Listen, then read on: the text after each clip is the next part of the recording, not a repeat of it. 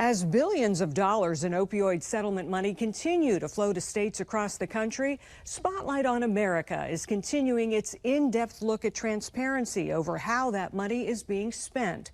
Concerns over secrecy in Ohio went all the way up to the state Supreme Court. And now a mother who lost her son wants a seat at the table and is calling for more accountability. There you go. 8-year-old Ava is the joy of her grandma Jackie Lewis's life. Good job. She's now raising the little girl, but spending so many precious moments together came at a very high cost. It breaks my heart to watch her have to grow up without her daddy. Jackie's son, Sean, lost his 20-year battle with opioid addiction 1 year ago, dying in her arms. I heard a breath come out, and I thought, oh, he's going to be okay. But as it turned out, that was actually his last breath. As a family member who endured that pain, she wants her voice heard. Did you have high hopes for this settlement money? Absolutely, I did.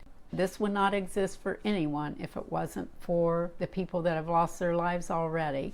She believes a portion of the more than $1 billion Ohio has received should go to help families who've lost loved ones. For these little children possibly to have a more secure future, maybe with their education. Ohio created a nonprofit corporation called the One Ohio Recovery Foundation to distribute more than half of the settlement money. We left executive session at 1:28. But when Jackie attended one of the first meetings, she says she got a rude awakening. What happened when you tried to attend one of those first meetings for One Ohio? They did not acknowledge any of us. There was not an opportunity to speak. They closed the meeting and moved it to an executive session outside of that room on a different floor and left all of us sitting there. It never occurred to me that I wouldn't be allowed into the meeting. Dennis Cushon, Executive Director of Harm Reduction Ohio, which works to help reduce overdose deaths, says he also was kept out of a meeting and was outraged. The impacted population who we represent shouldn't have to fight to know what the government officials who control the board are doing. After also being denied public records from the board, he fought back. Our organization sued them and we won at the Ohio Supreme Court. In a unanimous decision, the state Supreme Court rejected One Ohio's argument that it was not a public office and therefore not bound by the Public Records Act, calling the foundation the functional equivalent of a public office with a clear legal duty to provide access.